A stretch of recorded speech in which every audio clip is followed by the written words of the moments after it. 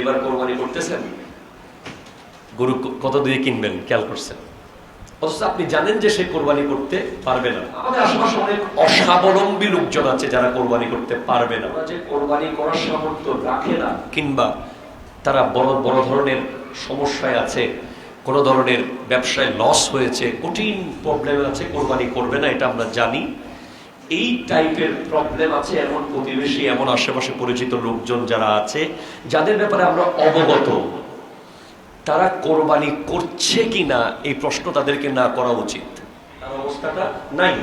হ্যাঁ, আপনার যদি খুব বেশি কিউরিসিটি থাকে, আপনি অন্য কারো কোনোভাবে যে জানতে পারেন, ডিরেক্টলি প্রশ্ন করলে, বিশেষ করে স্বাবলম্বী ব্যক্তিরা অস্বাবলম্বী ব্যক্তিকে যখন এই প্রশ্ন করে যে এবার কোরবানি করছেন কিনা, কত দিয়ে পশু কিনতেছেন, কোন হাট থেকে কিনবেন, তখন বেচারা বিব্রত বোধ করে, কারণ তার তো অবস্থা নাই। সেজন্য এই টাইপের প্রশ্ন করার আগে সামনের ব্যক্তিটার আদ্যপান্ত জানার দরকার, ঠিক কিনা কথা বলেন, এটা মাথায় রাখবেন।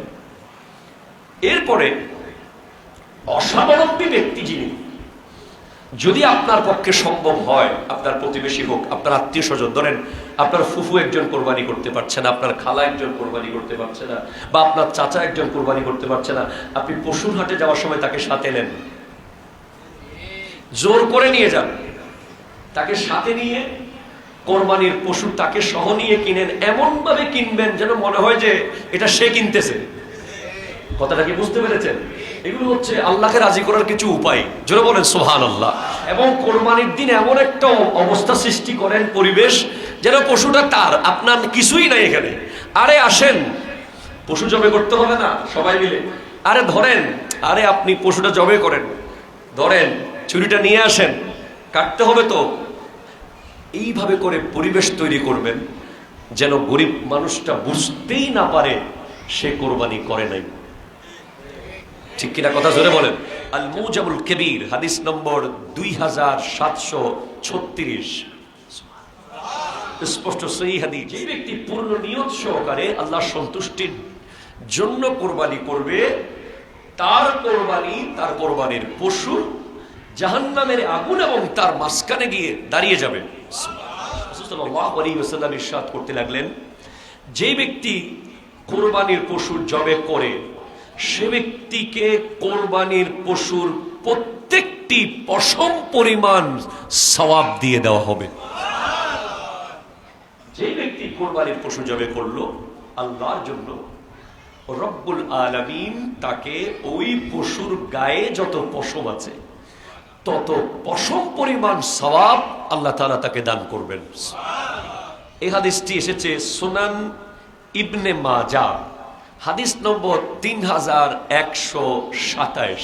ঈদুল আজহার দিন আদম সন্তানের এমন কোন নেক আমল নাই উত্তম, যেটা আল্লাহর রাস্তায় পশু কোরবানি তথা রক্ত প্রবাহিত করার চেয়ে উত্তম আর কোন নেক আমল নাই, আর কোন নেক আমল নাই।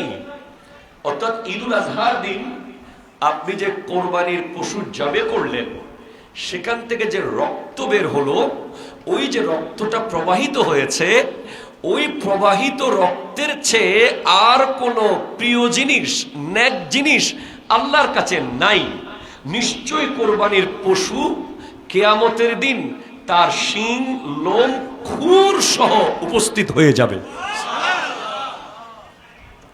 আপনি তো কোরবানির দিন পশুর শিং ফেলে দিয়েছেন, কোরবানি যখন করেছেন শিং কি বাসায় নিয়ে গেছেন?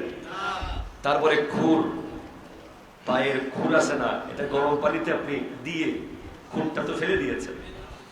এরপরে আপনার মনে করেন লোম, চামড়ার সাথে লোম চলে গেছে, কিন্তু না, এটা আল্লাহ রিজার্ভ করে রেখে দিয়েছেন।